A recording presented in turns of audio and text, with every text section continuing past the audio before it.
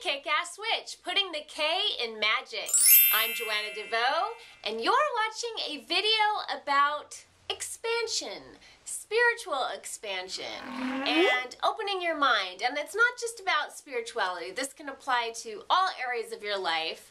And I was prompted to make this video because of a whole bunch of different things. But what finally got me in front of the camera is a YouTube friend of mine, Beck. She's a pagan, and she just made a video saying that she's not leaving YouTube, but she is leaving behind the kind of insular pagan community that she was interacting with and opening herself up to the full range of the spiritual community, and saying that she was going to be a witch in the spiritual world. And I thought that that was so beautiful and timely. I don't know if this has to do with this mythological shift that everybody says they're feeling and that people have been talking about, but I do notice that this is a trend that in my life, it probably started in the 60s with the hippies, but in my life I started noticing it in the 90s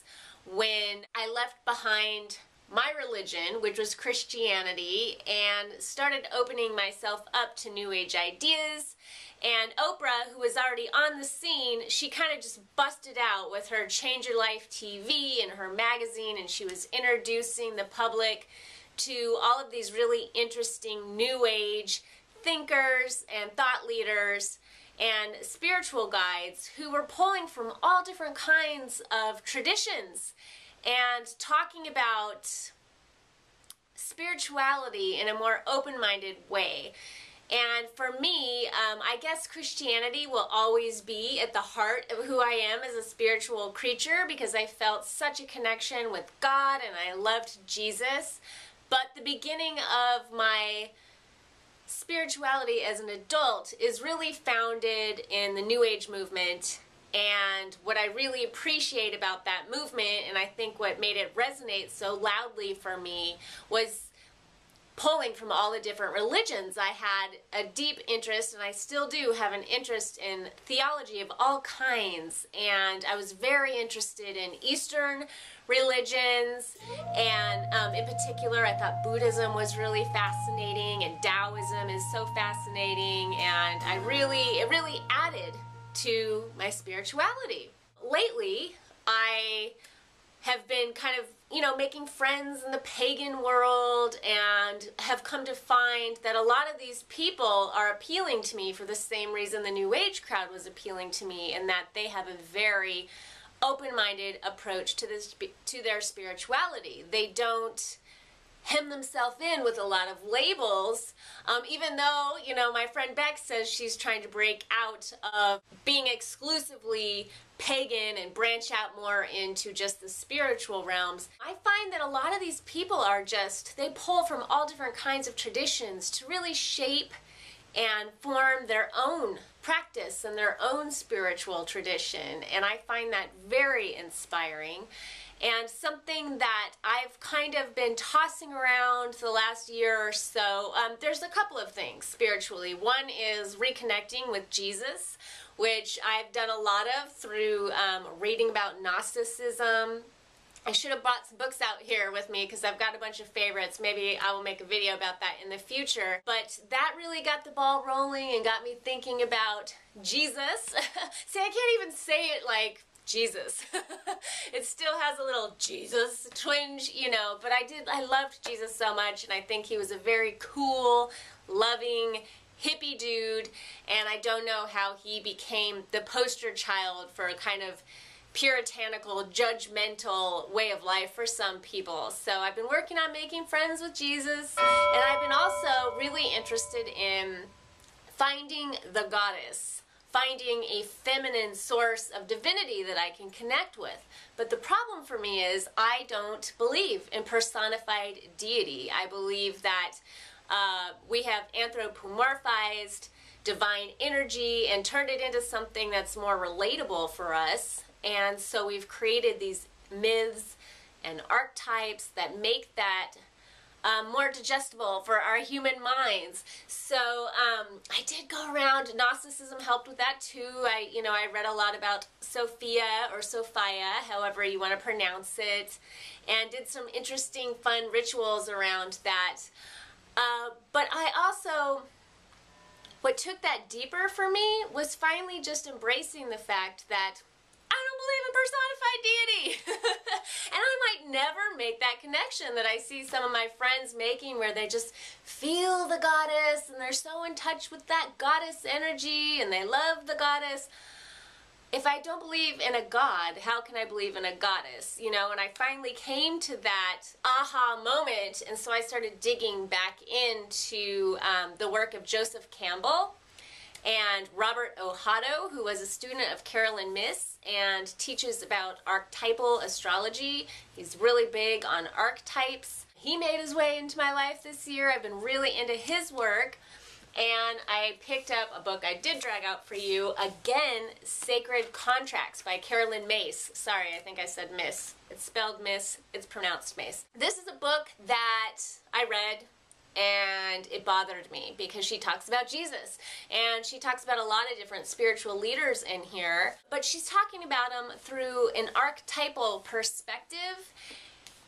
And so as I was having this epiphany and really just rolling around in my love of Joseph Campbell, who I originally came to as an author and my interest in the hero's journey, I busted out my recordings of The Power of Myth, the Bill Moyers conversation that Joseph Campbell had, that you can buy at Amazon and download. I think you can get 2 excerpts of it for free through iTunes if you want to know what I'm talking about, or you can watch, I think you have to buy it now, it's not up for free, Finding Joe, which is about the work of Joseph Campbell. But I digress. This is a big subject. I'm probably going to have a hard time squeezing it into a little video. But I realized my love of psychology, my interest in archetypes, even beyond myths. I'm not a real big myth person, although I'm starting to get into that. That's it for me. I can understand, I can embrace the goddess, I can embrace Jesus, I can embrace any religious figure or story by approaching it through my own belief system and point of view, which is through archetypes. So I'm getting all into this Carolyn Myss book again, and she starts talking about Muhammad. And I've studied so many religions, but something about the Islamic faith and Muslims has never really appealed to me. So I suppose I have a bit of a prejudice there, and that the media has really shaped my ideas of these people. And even though I've read this book, I must have just like breezed right over that part or even skipped it, because it was only upon reading it this time very carefully with my highlighter and taking notes that I noticed, like, hey, this guy Muhammad was really cool. And Islam, that word means surrender, and Muslim means one who surrenders. And I totally got that, and I thought it was so interesting that Muhammad, I'm gonna read a little passage here because she can say it better than me.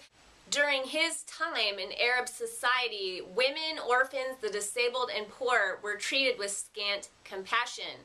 Well, what he did, he caused quite an uproar and angered a lot of people because he improved life for Arab women by prohibiting female infanticide. So you can't kill your girl babies just because you want a boy. Big points for Muhammad. And the prostitution of slave women, and by establishing the rights of women to inherit a half share.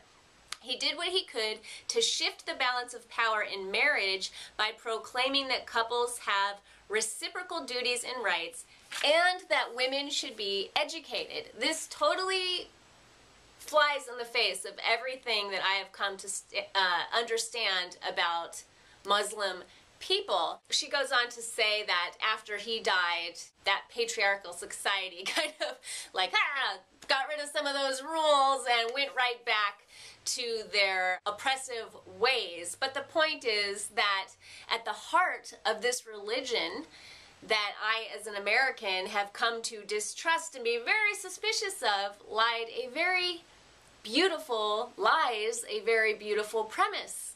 and a very beautiful portrait of a person that I can relate to and get spiritual inspiration from. I'm sure I've mentioned it before, but my mom and my stepdad, they're missionaries, and they just left to go do a big mission earlier this year. They're going to be working in Italy and then the UK. I think they're going to go backtrack and do some work in Portugal, but before they were able to go on this next mission, they had to go through some training in Chicago, and part of that training was going into a Muslim mosque, among other different types of religions, holy houses and sacred places of worship. And I just thought, wow, that is powerful, especially for a missionary to do, is to make that connection with someone of another faith and to really open their minds up and to experience spirituality from another perspective. And the work they're doing is really based on, well, right now it's based on helping refugees find jobs and get off the street and just, you know, make ends meet and get a meal. They're not really over there trying to convert people to Christianity. So I thought that tied in really interestingly, grabbing some more books. And I did have a message, but now I find that I'm rambling a bit. So let me just state my message here for the record.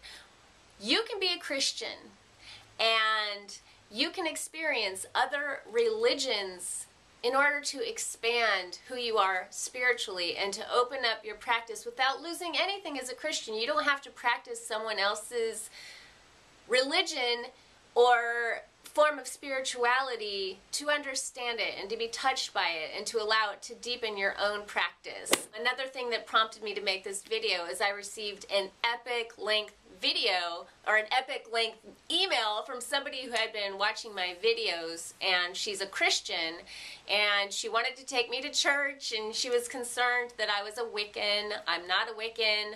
I can see how that would be confusing because this channel is called Kick-Ass Witch, but that's a whole other video explaining why why that is. I'll make that video for you. But she was a nice person, and there really wasn't a judgmental tone about it. She was very friendly and nice and talking about crystals and her interest in different things that I talked about, and she thought I was funny, but she was a Christian and wanted to take me to church.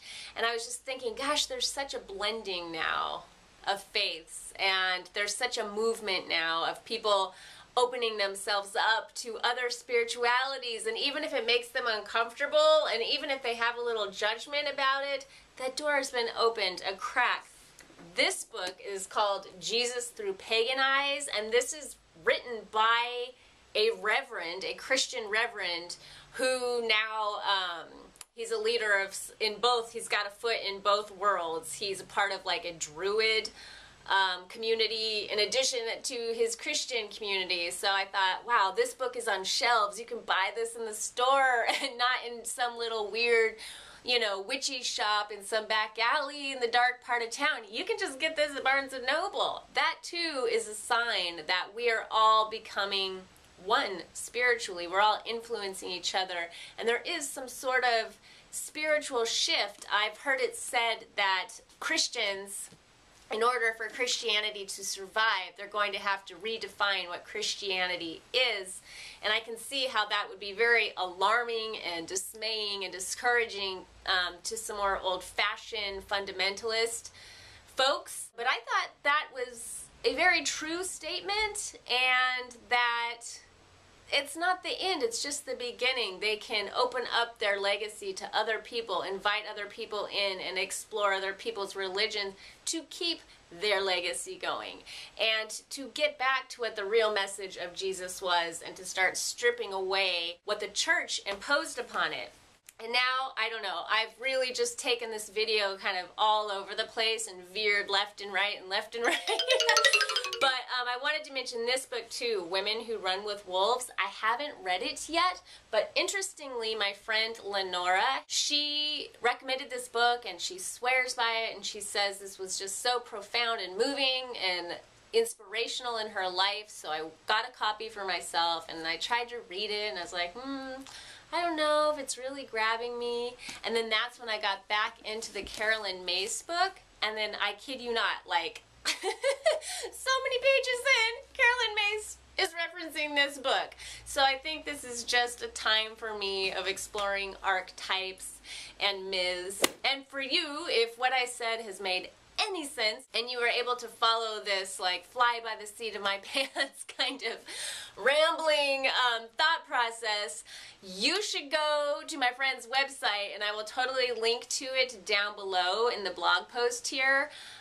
Because Lenora, who I just mentioned, she is a novelist, but she just started a newsletter called Oracle's Newsletter, where every month she's going to be sending you a new myth, fairy tale, or archetype kind of profile. And I thought that was such a cool, fun idea, and that's just such the headspace that I'm in right now. So if you like that stuff, go sign up for her newsletter, because she's a smart lady and a very inspiring person. I think that will be a lot of fun. Anyway, at the beginning of this video, I did mention how this applies to all areas of your life, and maybe I'm just like such an open-minded person that my brain is just gonna spill out onto the floor, because this is who I am when it comes to anything. I'm just sort of open-minded to the extreme, but I see the benefits in that. There would be no Sad to Sexy program, for example, if I wasn't a person who was always seeking and looking for answers and was willing to, you know, look beyond whatever diet that I had decided was the perfect diet, whatever author, nutritional leader I had decided had all the answers and that was going to cure me of everything. You know, I was really into the raw food movement for a long time. I was a vegan for a while. I've gone through a number of different gurus, and after a while of doing that, you start to see the bigger picture. And you start to see the commonalities in all of the different diets, and you start to be able to extract the truths from those commonalities and put together your own program. And I can really see how that could apply to your career, or just opening yourself up to a variety of different kind of people in the realm of friendship. I just think that if there's a shift going on, that it's about expansion and opening yourself up, stepping outside the boxes that you've put yourself in, stepping outside the labels you've put yourself in, and really opening your eyes to the world that's all around you, and seeing how much you can really resonate with people that you've never even thought about before, people of other faiths and people of other ways of life. We are more similar than we are different. So open your heart, people. Much love. Peace.